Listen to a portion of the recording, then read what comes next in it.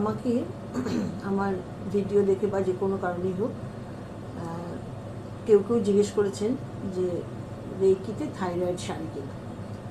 তো আমি তার সবথেকে বড় প্রমাণ আমি, কারণ আমার ছোট্টবেলা থেকে থাইরয়েড ছিল এবং আমি যবে রেইকি শিখেছি একটা অদ্ভুত ব্যাপার, আমি ইলট্রক্সিন বলে একটি ওষুধ আছে সেটা খেতাম এবং আমি যবে থেকে শিখেছি তারপরে বোধহয় 1 বছরও আমি ইলট্রক্সিন আমাকে খেতে হয়নি। তারপর থেকে আমি আর ইলট্রক্সিন খাই না এবং আমি থাইরয়েড যথেষ্ট সুস্থ আছি এবং কখনো কখনো ঠান্ডা লেগে গলা ভাঙে হয়তো, কিন্তু সেই জিনিসটা আর নেই যে জিনিসটা আমার রেইকি শেখার আগে ছিল, এটা মানতেই হবে। আর এইটা একদম শিওর যে রেইকি শিখলে পরে থাইরয়েডের প্রবলেম একদম সেরে যায়। থাইরয়েড শুধু গলা ভাঙাই নয়, থাইরয়েডের জন্য মেয়েলি নানান রকম প্রবলেম আসে, সমস্ত কিছু একদম সেরে যায় থাইরয়েড শিখলে। থাইরয়েডে এত সুন্দর ট্রিটমেন্ট হয় রেইকিতে, সেটা মানে বলার মানে কোনো অপেক্ষা রাখে না যে আমার কিভাবে সেরেছে।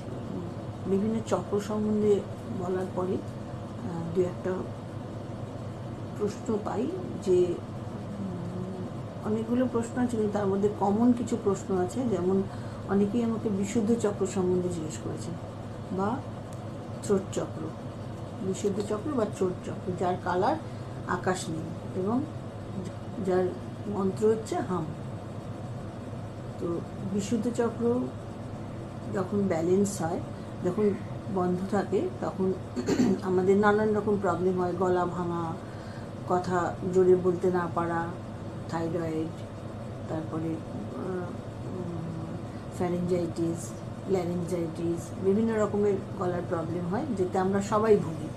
এমন নয় যে গলার জন্য ভুগি না বা কিছু, কিন্তু যখন আমরা রেইকি শেখার পরে যখন বিশুদ্ধ চক্রকে আমরা ব্যালেন্স করতে শুরু করি, তখন দেখা যায় যে আমাদের আস্তে আস্তে আস্তে আস্তে গলার স্বরটা সুন্দর হয়ে যাচ্ছে, একদমই গলা ভাঙা কমে যায়, গলার স্বর সুন্দর হয়ে যায় এবং যার সাথেই কথা বলতে যাবেন আপনি, আপনার কথার তার কাছে মধুর মতো লাগবে এবং আপনারও তার কথাবার্তাগুলো খুব ভালো লাগবে এবং মানে শত্রু কম বা শত্রু নেই, মিত্র বেশি হয়ে যায় যদি গলার ঠিক মতো। এবং যারা গান গায় তারা আরও সুন্দর গান করে, যারা রিসাইটেশন করে তাদের রিসাইটেশন আরও সুন্দর করে এবং মুখের যে ভাষা, যে কথা, সেটা কখনোই চেষ্টা করেও খারাপভাবে বলা যায় না, ভালোভাবে বলতে। এবং হাম হচ্ছে মন্ত্র।